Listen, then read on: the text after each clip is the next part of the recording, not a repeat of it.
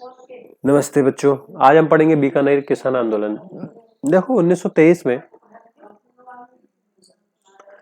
पंजाब के सिख किसानों को बीकानेर रियासत में भूमि आवंटित की गई, क्योंकि ऐसा था कि सिंचाई के जो माध्यम से जो खेती की जाती थी, तो ज्यादातर सिख किसानों को पता थी सिंचाई से खेती कैसे की जा सकती है। भाई कि राजस्थान में जितने भी रियासतें थी, उनके जो किसान थे उनको इतना लगभग अंदाजा नहीं था कि सिंचाई के द्वारा कैसे खेती की जाती है। तो इसलिए सिख किसानों को बीकानेर रियासत में भूमि आवंटित की गई थी।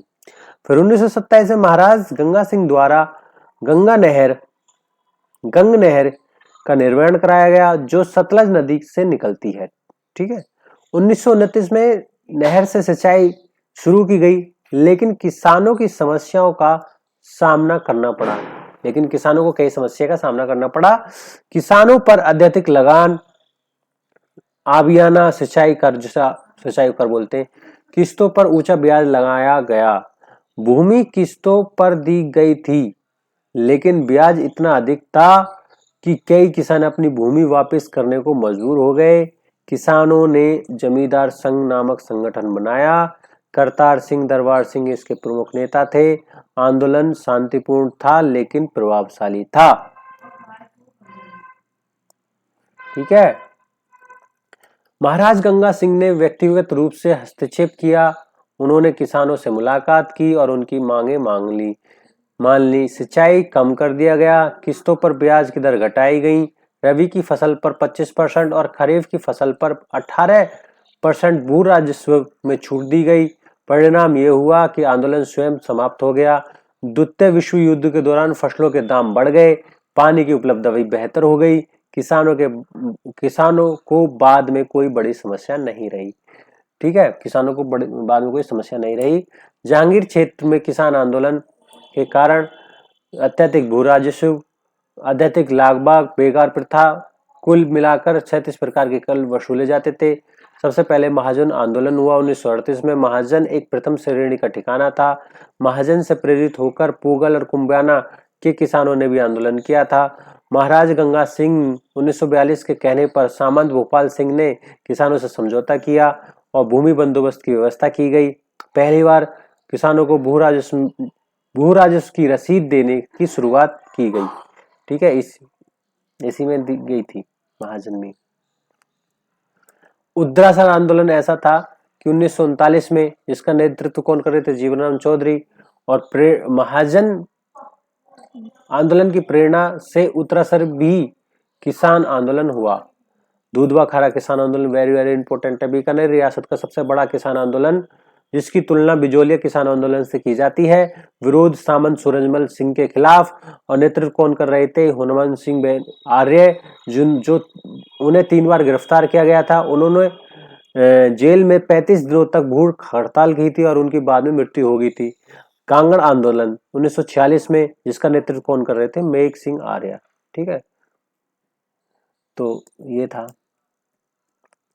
वैद मेघराम बीकानेर रियासत में प्रमुख नेता थे, जिन्होंने बीकानेर प्रजामंडल की स्थापना की थी। दूधवा खारा किसान आंदोलन में भी सक्रिय भूमिका निभाई।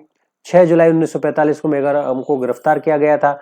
6 जुलाई को बीकानेर में किसान दिवस के रूप में मनाया जाता है। लड़ासा गांव में एक सभा की गई 7 अप्रैल 1946 को। इस किसान सभा को प्रजा परिषद का सहयोग प्राप्त था। इसमें राजस्थान के प्रसिद्ध किसान नेता चौधरी कुंभाराम आर्य भी शामिल हुए। उन्हें बाद में गिरफ्तार कर लिया गया। उनके सम्मान में इंदिरा गांधी नहर का एक शाखा क्या कहते हैं आपका, चौधरी कुंभाराम आर्य रखा गया। ठीक है। उनके सम्मान में इंदिरा गांधी नहर जो है, उसकी शाखा को नाम चौधरी कुंभाराम आर्य रखा गया। ठीक है।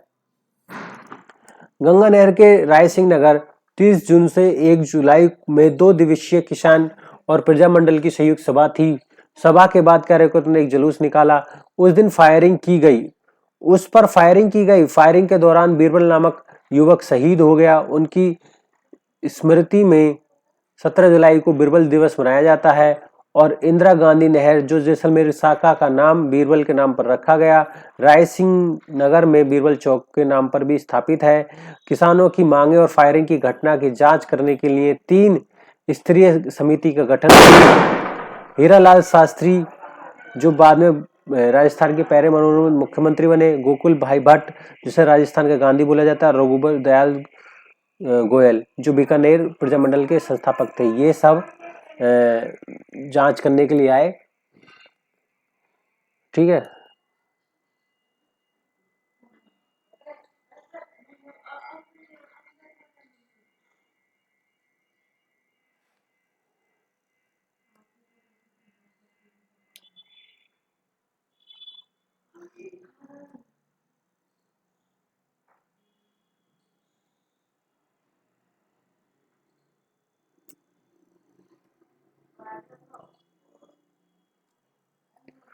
गोगा मेड़ी सभा 3 दिसंबर 1946 को स्थान कहाँ था? गोगा मेड़ी, हनुमानगढ़।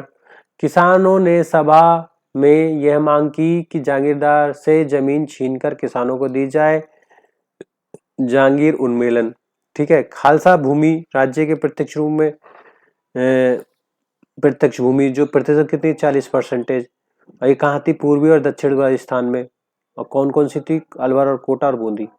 जागीर भूमि जो सामंतों को दी गई भूमि थी उसमें लगभग कितनी 60% भूमि थी जो कहाँ थी? पश्चिमी राजस्थान जैसे जोधपुर बीकानेर। यह भूमि जागीरदारों को दी जाती जो किसानों से कर वसूलते और राज्य को एक निश्चित करते थे। तो आई होप ये वीडियो आपको पसंद आई होगी। यदि वीडियो आपको पसंद आई हो तो चैनल को सब्सक्राइब करें और इस वीडियो को लाइक करें। Thank you.